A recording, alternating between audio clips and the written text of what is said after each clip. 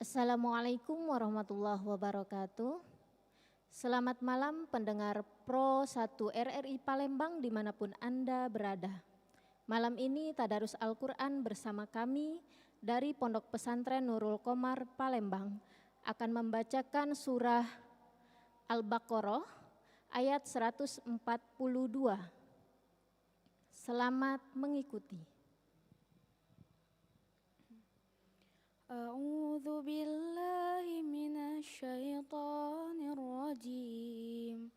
Bismillahirrahmanirrahim. Sayaqulus sufaha'u minan nasi ma wallahum an qiblatihim allati kanu 'alaiha. Kullillahil masyriqul wal maghrib yahdi man yasha'u ila siratim mustaqim. Wa kadzalika ja'alnakum ummatan wasatan litakunu syuhada'a 'alan nasi wa yakuna ar-rasulu 'alaikum syahida. Wa ma ja'alna al-qiblata allati kunta 'alaiha illa lina'lama man yattabi'ur rasula mimman yanqalibu 'ala aqibaihi. Wa in kanat lakabiratan illa 'alal ladzina hadallah. Wa ma kana Allahu liyudhi'a imanakum. Innallaha bin-nasi lara'ufur rahim. Qad nara taqalluba wajhika fis samaa. Falanuwalliyannaka qiblatan tardaha. Fawalli wajhaka syatral masjidil haram. Wa haitsu ma kuntum fawallu wujuhakum syatrah. Wa innal ladzina utul kitaba la ya'lamuna annahul haqqu min rabbihim. Wa mallahu bighafilin amma ya'malun. Wala in ataital ladzina utul kitaba bikulli ayatin ma tabi'u qiblatak. Wa ma anta bitabi'i qiblatahum. Wa ma ba'duhum bitabi'i qiblata ba'd. Wala in ittaba'ta ahwa'ahum min ba'di ma ja'aka minal ilm innaka idzal laminadh dhalimin. Alladzina atainahumul kitaba ya'rifunahu kama ya'rifuna abna'ahum.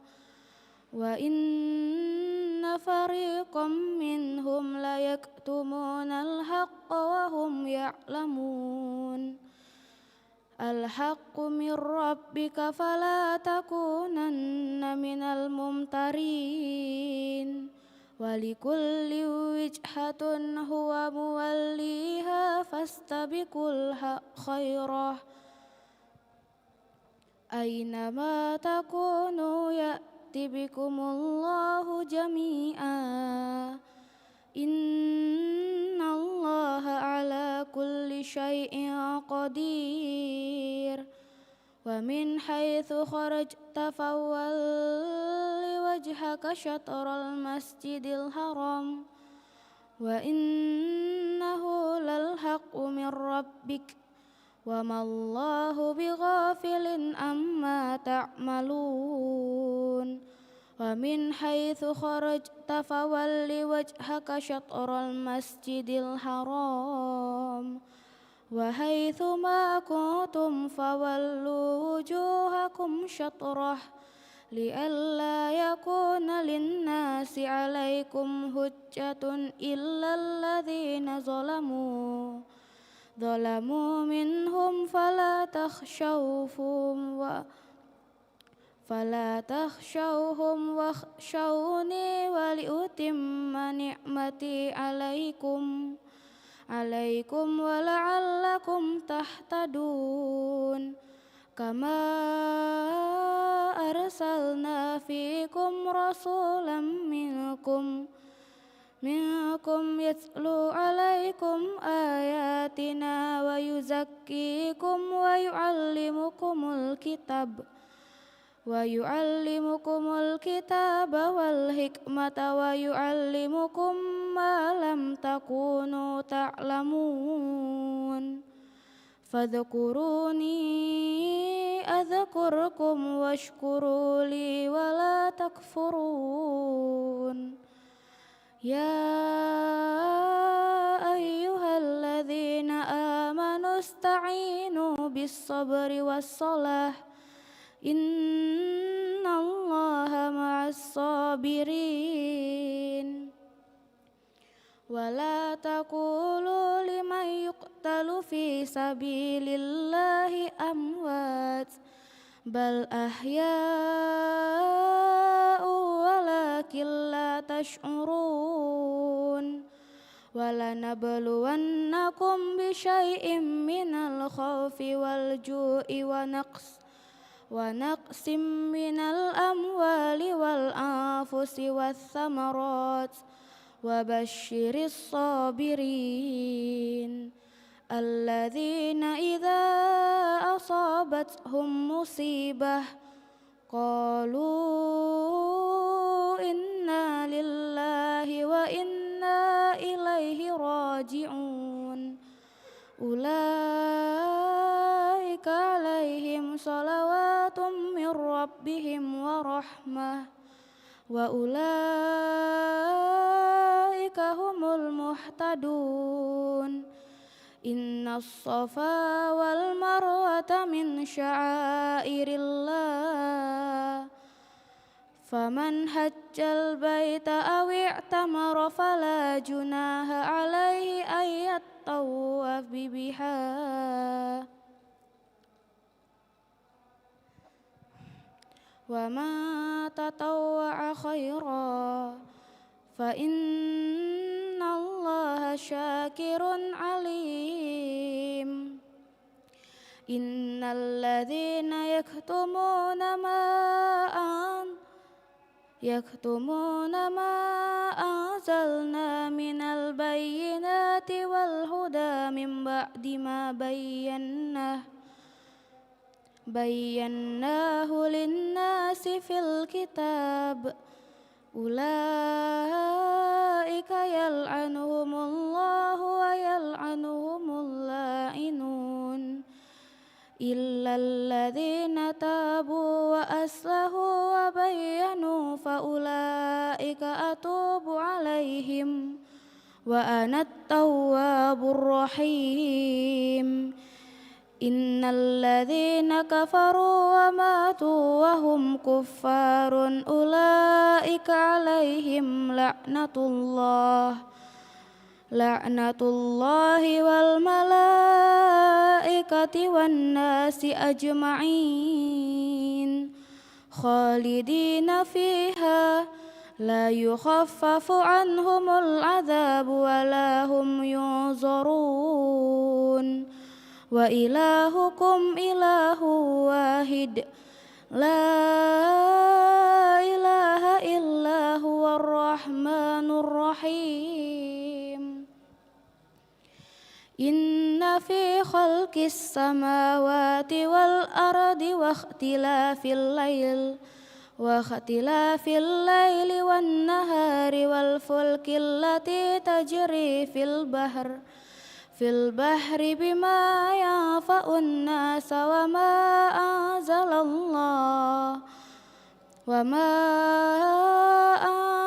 الله من السماء من ماء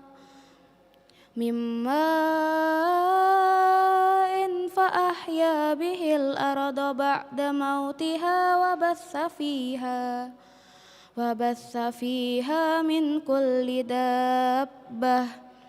وتصريف الرياح والسحاب المسخر بين السماء والأرض لآيات لقوم يأكلون ومن الناس من يتخذ من دون الله أندادا يحبونهم كحب الله والذين آمنوا أشد حبا لله ولو يرى الذين ظلموا إذ يرون العذاب أن القوة لله جميعا وأن الله شديد العذاب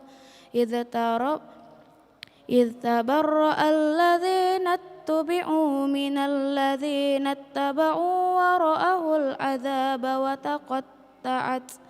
وتقطعت بهم الأسباب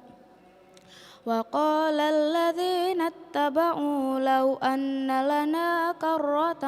فنتبرأ منهم كما تبرأوا منا كذلك يريهم الله أعمالهم حسرات عليهم وما هم بخارجين من النار يا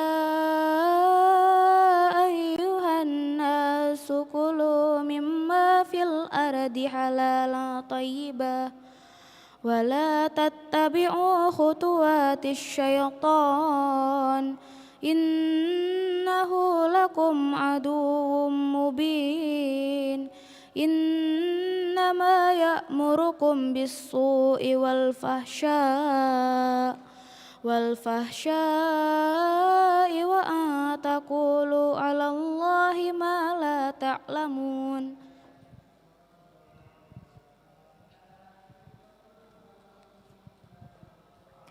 وإذا قيل لهم اتبعوا ما أنزل الله قالوا بل نتبع ما ألفينا عليه آباءنا أولو كان آباؤهم لا يعقلون شيئا ولا يهتدون ومثل الذين كفروا كمثل الذي ينعق بما لا يسمع إلا دعاء ونداء صم بكم عمي فهم لا يعقلون يا أيها الذين آمنوا كلوا من طيبات ما رزقناكم واشكروا لله إن كنتم إياه تعبدون إنما حرم عليكم الميتة والدم ولحم الخنزير وما أهل به لغير الله فمن اضطر غير باغ ولا عاد فلا إثم عليه إن الله غفور رحيم إن الذين يكتمون ما أنزل الله من الكتاب ويشترون به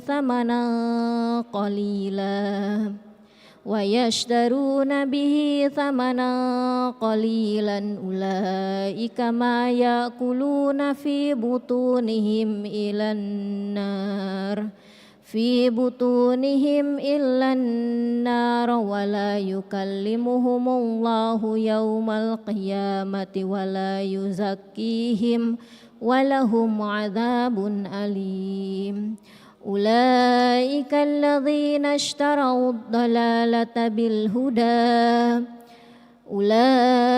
الذين اشتروا الضلالة بالهدى والعذاب بالمغفرة فما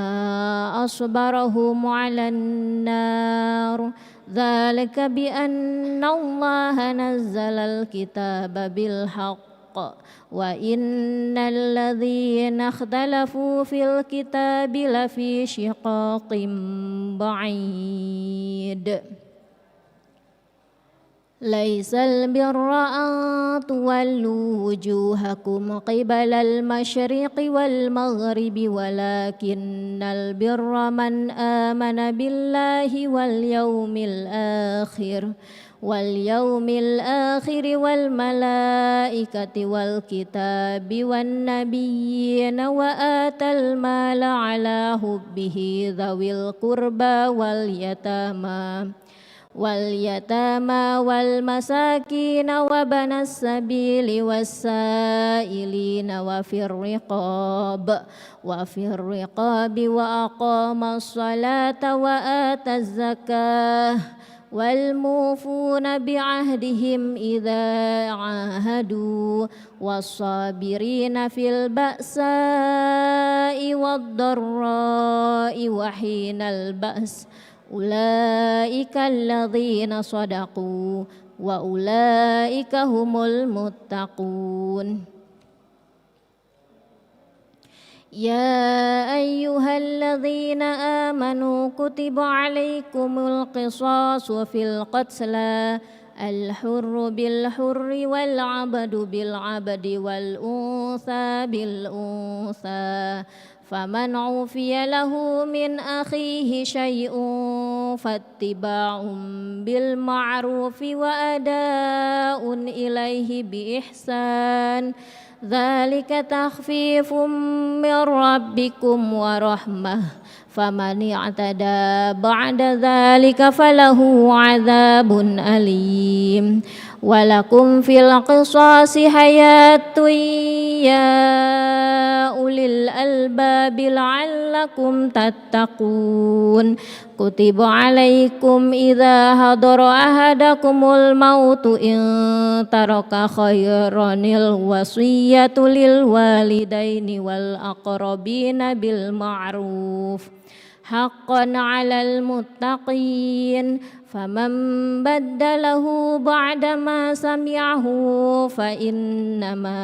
إثمه على الذين يبدلونه إن الله سميع عليم فمن خاف من موص جنفا أو إثما فأصلح بينهم فلا إثم عليه إن الله غفور رحيم يا أيها الذين آمنوا كتب عليكم الصيام كما كتب على الذين من قبلكم لعلكم تتقون أياما معدودات فمن كان منكم مريضا أو على سفر فعدة من أيام أخر وعلى الذين يطيقونه فدية طعام مسكين فمن تطوع خيرا فهو خير له وأن تصوموا خير لكم إن كنتم تعلمون شهر رمضان الذي أنزل فيه القرآن هدى للناس وبينات من الهدى والفرقان فمن شهد منكم الشهر فليصمه وما كان مريضا أو على سفر فعدة من أيام أخر يريد الله بكم اليسر ولا يريد بكم العسر ولتكملوا العدة ولتكبروا الله على ما هداكم ولعلكم تشكرون وإذا سألك عبادي عني فإني قريب أجيب دعوة الداعي إذا دعان فليستجيبوا لي وليؤمنوا بي لعلهم يرشدون. أحل لكم ليلة الصيام الرفث إلى نسائكم هن لباس لكم وأنتم لباس لهن علم الله أنكم كنتم تختانون أنفسكم فتاب عليكم وعفى عنكم فالآن باشروهن وابتغوا ما كتب الله لكم وكلوا واشربوا حتى يتبين لكم الخيط الأبيض من الخيط الأسود من الفجر ثم أتموا الصيام إلى الليل ولا تباشروهن وأنتم عاكفون في المساجد تلك حدود الله فلا تقربوها كذلك يبين الله آياته للناس لعلهم يتقون ولا تأكلوا أموالكم بينكم بالباطل وتدلوا بها إلى الحكام لتأكلوا فريقا من أموال الناس بالإثم وأنتم تعلمون يسألونك عن الأهلة قل هي مواقيت للناس والحج وليس البر بأن تأتوا البيوت من ظهورها ولكن البر من اتقى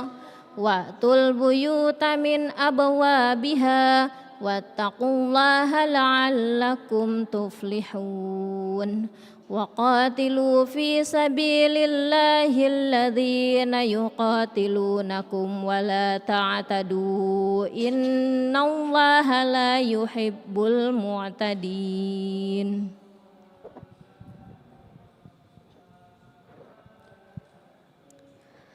واقتلوهم حيث ثقفتموهم وأخرجوهم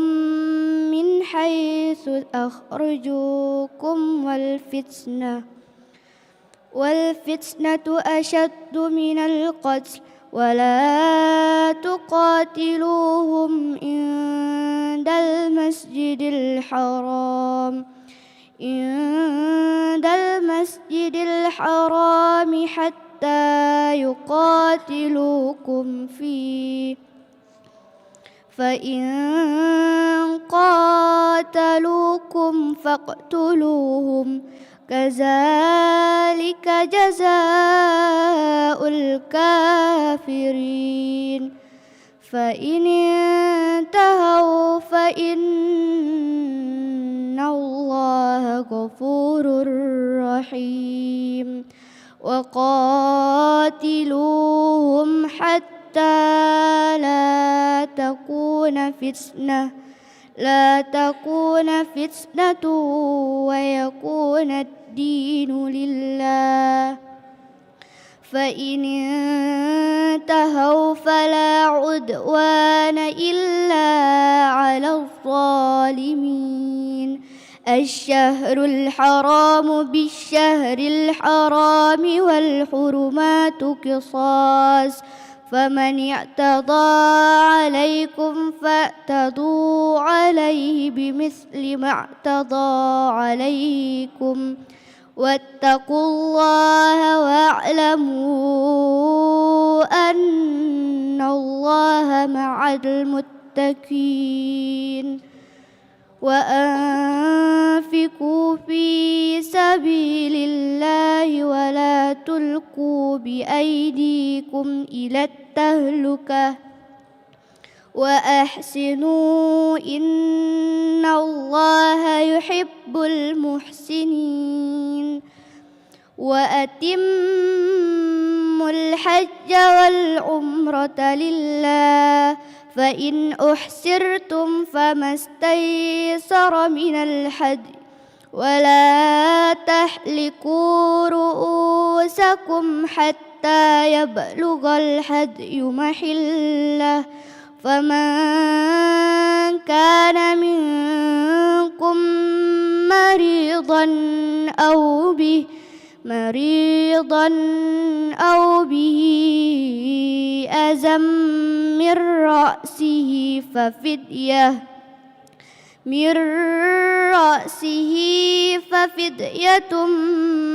من صيام أو صدقة أو نسك فإذا أمنتم فمن تمتع بالعمرة إلى الحج فما استيسر من الحج فمن لم يجد فصيام 3 أيام في الحج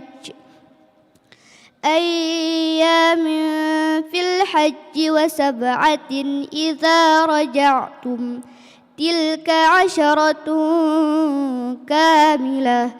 ذلك لمن لم يكن أهله حاضر المسجد الحرام واتقوا الله واعلموا أن الله شديد العقاب. الحج أشهر معلومات فمن فرض فيهن الحج فلا رفث ولا فسوق ولا جدال في الحج وما تفعلوا من خير يعلمه الله وتزودوا فإن خير الزاد التقوى واتقون يا أولي الألباب. ليس عليكم جناح أن تبتغوا فضلا من ربكم فإذا أفضتم من عرفات فاذكروا الله عند المشعر الحرام واذكروه كما هداكم وإن كنتم من قبله لمن الضالين ثم أفيضوا من حيث أفاض الناس واستغفروا الله إن الله غفور رحيم. فإذا قضيتم مناسككم فاذكروا الله كذكركم آباءكم أو أشد ذكرا فمن الناس من يقول ربنا آتنا في الدنيا وما له في الآخرة من خلاق ومنهم من يقول ربنا آتنا في الدنيا حسنة وفي الآخرة حسنة وقنا عذاب النار أولئك لهم نصيب مما كسبوا والله سريع الحساب. واذكروا الله في أيام معدودات فمن تأجل في يومين فلا إثم عليه ومن تأخر فلا إثم عليه لمن اتقى واتقوا الله واعلموا أنكم إليه تحشرون. ومن الناس من يعجبك قوله في الحياة الدنيا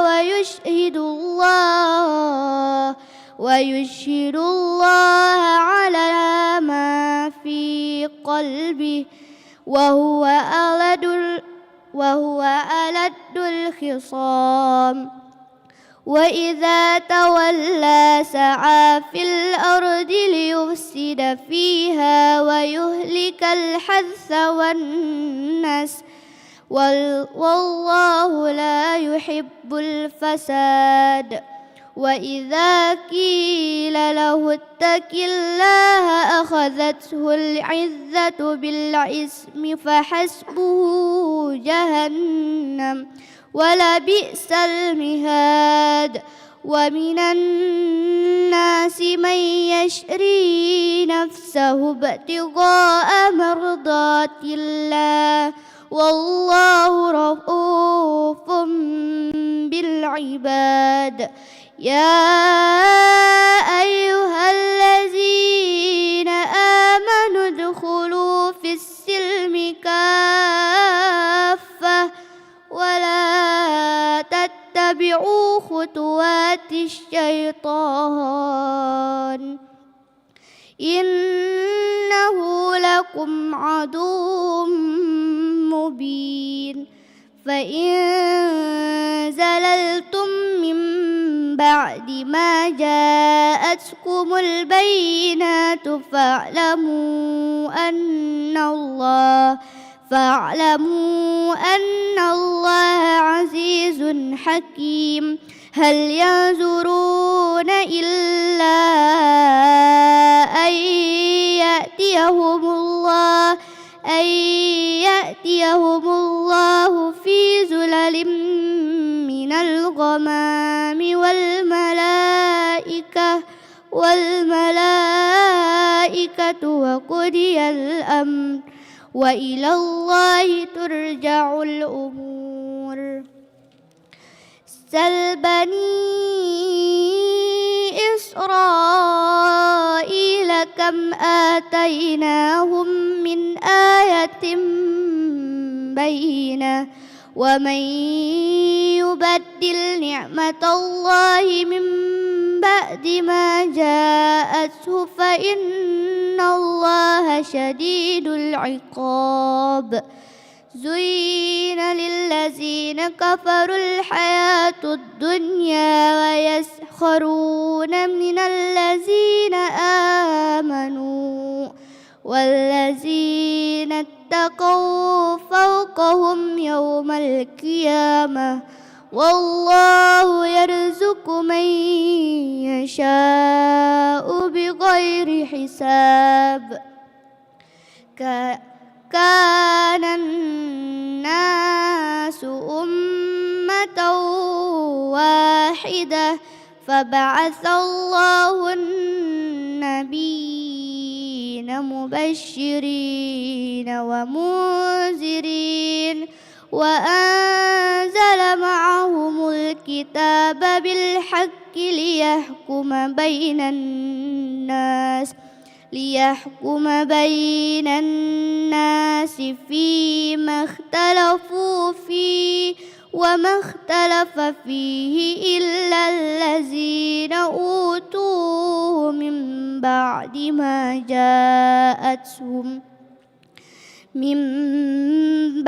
ما جاءتهم البينات بغيا بينهم فهدى الله الذين آمنوا لما اختلفوا فيه من الحق بإذنه والله يهدي من يشاء إلى صراط مستقيم أم حسبتم أن تدخلوا الجنة ولما يأتكم مثل الذين خلوا من قبلكم مستهم البأساء والضراء وزلزلوا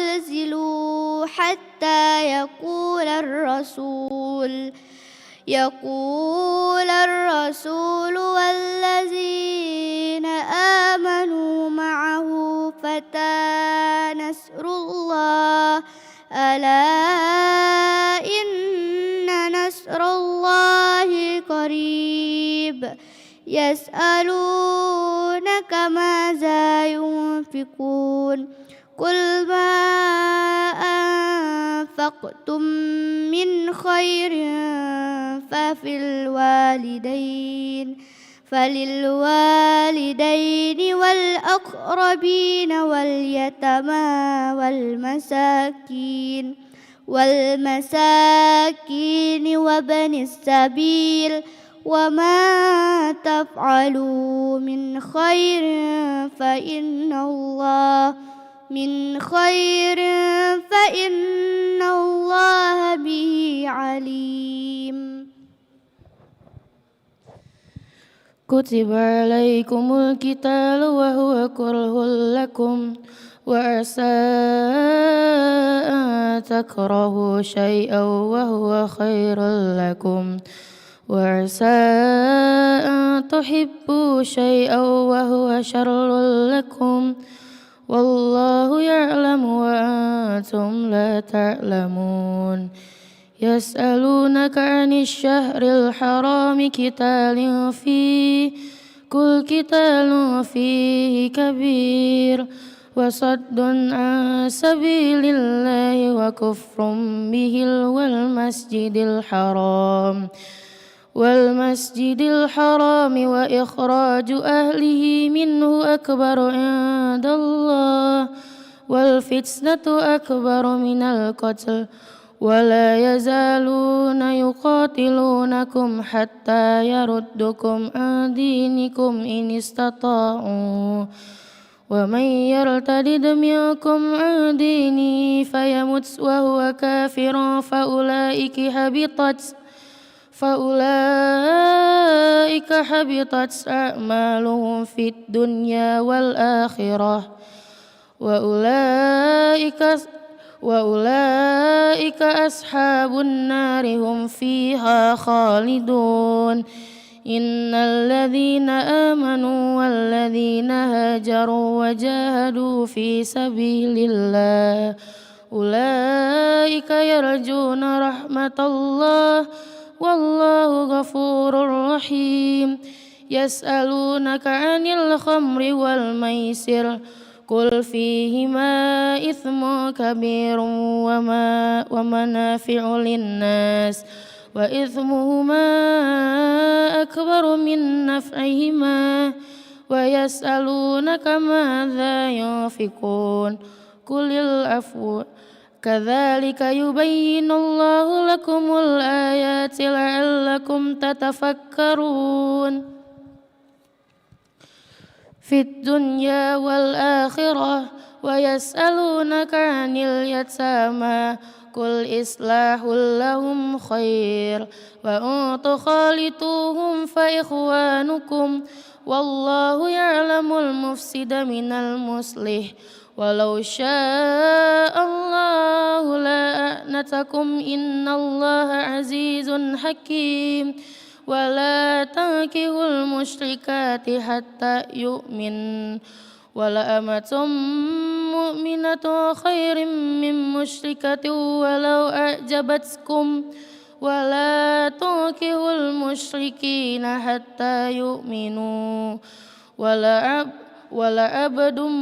مؤمن خير من مشرك ولو أعجبكم أولئك يدعون إلى النار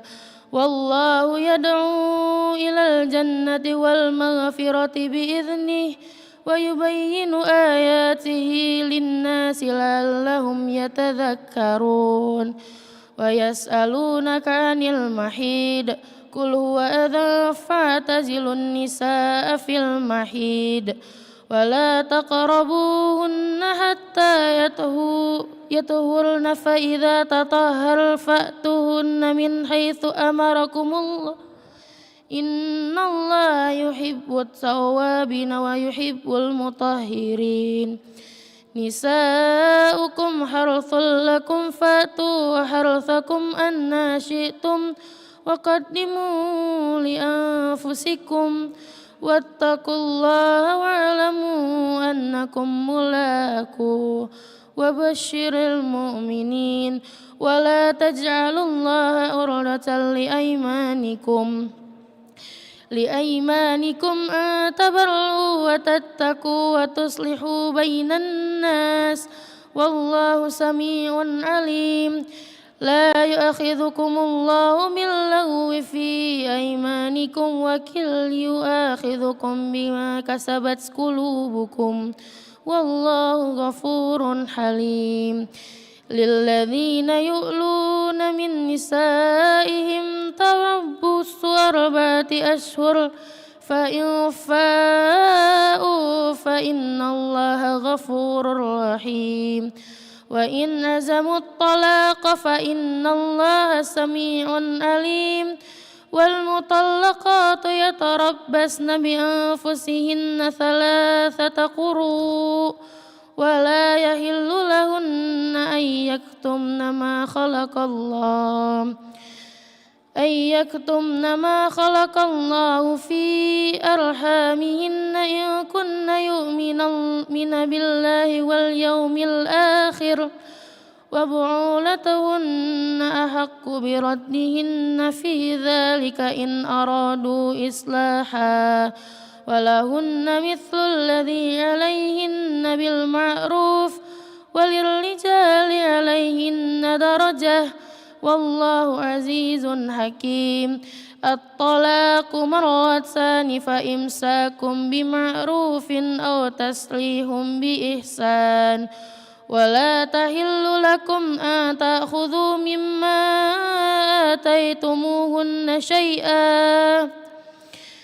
آتيتموهن شيئا إلا أن يخافا ألا يقيما حدود الله فإن خفتم ألا يقيما حدود الله فلا جناح عليهما في افتدت به تلك حدود الله فلا تعتدوها ومن يتعد حدود الله فأولئك هم الظالمون فإن طلقها فلا تحل له من بعد حتى تنكح زوجا غيره فإن طلقها فلا جناح عليهما أن يتراجعا إن ظنا أن يقيما حدود الله وتلك حدود الله يبينها لقوم يعلمون وإذا طلقتم النساء فبلغن أجلهن فأمسكوهن بمعروف أو سرحوهن بمعروف ولا تمسكوهن ضرارا لتعتدوا ومن يفعل ذلك فقد ظلم نفسه ولا تتخذوا آيات الله هزوا واذكروا نعمة الله عليكم وما أنزل عليكم من الكتاب والحكمة يعظكم به واتقوا الله واعلموا أن الله بكل شيء عليم وإذا طلقتم النساء فبلغن أجلهن فلا تعضلوهن أن ينكحن أزواجهن إذا تراضوا بينهم بالمعروف ذلك يوعظ به من كان منكم يؤمن بالله واليوم الآخر ذلكم أزكى لكم وأطهر والله يعلم وأنتم لا تعلمون والوالدات يرضعن أولادهن حولين كاملين لمن أراد أن يتم الرضاعة وعلى المولود له رزقهن وكسوتهن بالمعروف لا تكلف نفس إلا وسعها لا تضار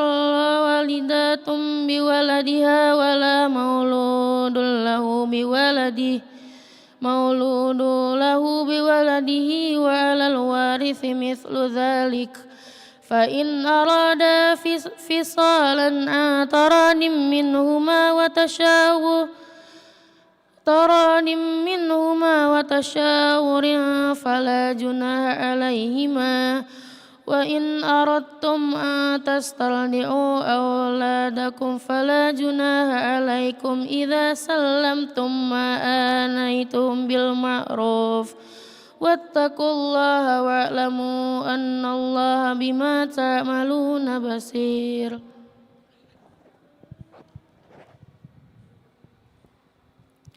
والذين يتوفون منكم ويذرون أزواجا يتربصن بأنفسهن 4 أشهر وعشرا فإذا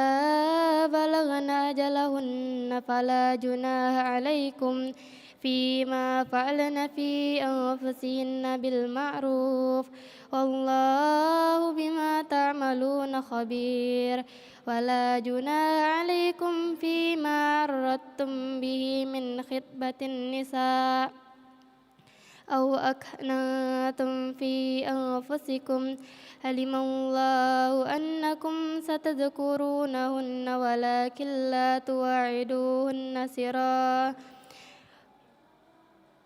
تواعدوهن سرا إلا أن تقولوا قولا معروفا ولا تعزموا عقدة النكاح حتى يبلغ الكتاب أجله واعلموا أن الله يعلم ما في أنفسكم فاحذروه واعلموا أن الله غفور حليم. لا جناح عليكم إن طلقتم النساء ما لم تمسوهن أو تفرضوا لهن فريضة ومتعوهن على المؤسع قدره وعلى المقتر قدره متاعا بالمعروف حقا على المحسنين. وإن طلقتموهن من قبل أن تمسوهن وقد فرضتم لهن فريضة فنصف ما فرضتم إلا أن يعفون أو يعفو الذي بيده عقدة النكاح وأن تعفوا أقرب للتقوى ولا تنسوا الفضل بينكم إن الله بما تعملون بصير. حافظوا على الصلوات والصلاة الوسطى وقوموا لله قانتين. فإن خفتم فرجالا أو ركبانا فإذا أمنتم فاذكروا الله كما علمكم ما لم تكونوا تعملون. والذين يتوفون منكم ويذرون أزواجا وصية لأزواجهم متاعا إلى الحول غير إخراج فإن خرجنا فلا جناح عليكم فيما فعلن في أنفسهن من معروف والله عزيز حكيم. وللمطلقات متاع بالمعروف حقا على المتقين. كذلك يبين الله لكم آياته لعلكم تعقلون. ألم تر إلى الذين خرجوا من ديارهم وهم ألوف حذر الموت فقال لهم الله موتوا ثم أحياهم إن الله لذو فضل على الناس ولكن أكثر الناس لا يشكرون. وقاتلوا في سبيل الله واعلموا أن الله سميع عليم. من ذا الذي يقرض الله قرضا حسنا فيضاعفه له أضعافا كثيرة والله يقبض ويبسط وإليه ترجعون ألم تر إلى الملأ من بني إسرائيل من بعد موسى إذ قالوا لنبي له مبعث لنا ملكا نقاتل في سبيل الله قال هل عسيتم إن كتب عليكم القتال ألا تقاتلوا قالوا وما لنا ألا نقاتل في سبيل الله وقد أخرجنا من ديارنا وأبنائنا فلما كتب عليهم القتال تولوا إلا قليلا منهم والله عليم بالظالمين وقال لهم نبيهم إن الله قد بعث لكم طالوت ملكا قالوا أنى يكون له الملك علينا ونحن أحق بالملك منه ولم يؤت سعة من المال قال إن الله اصطفاه عليكم وزاده بسطة في العلم والجسم والله يؤتي ملكه من يشاء والله واسع عليم وقال لهم نبيهم إن آية ملكه أن يأتيكم التابوت فيه سكينة من ربكم وبقية مما ترك آل موسى وآل هارون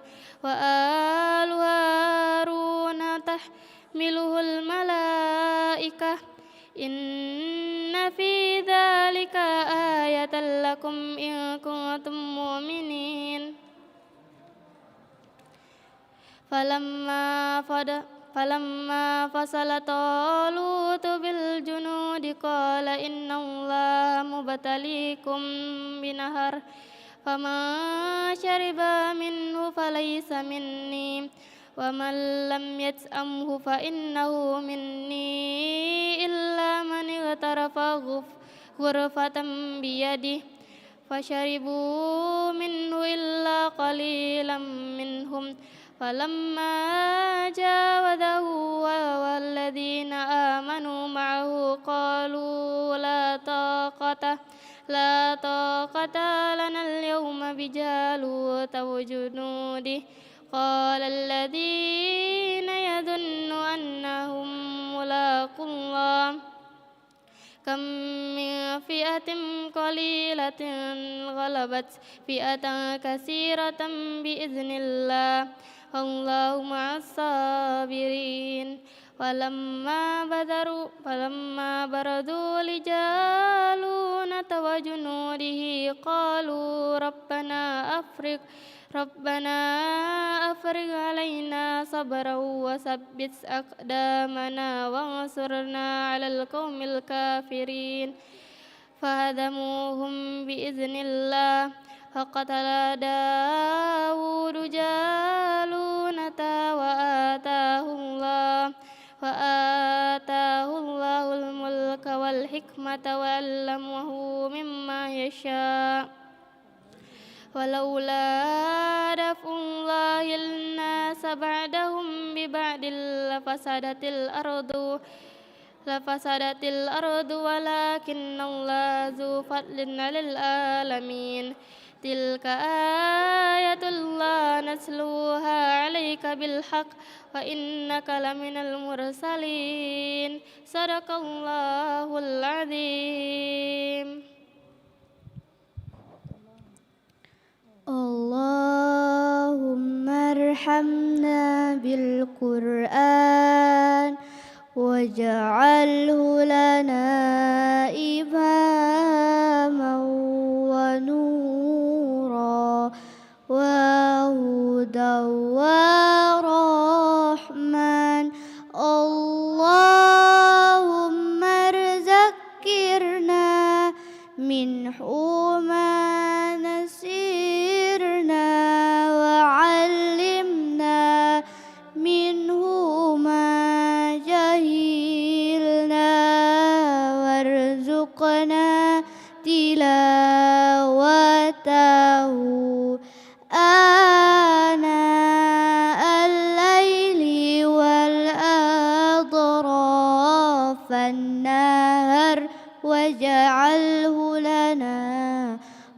حجة يا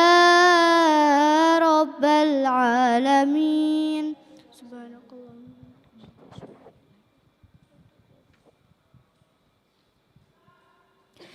Demikianlah tadarus Al-Quran malam hari ini, tanggal 19 Februari 2026, bertepatan dengan 2 Ramadan 1447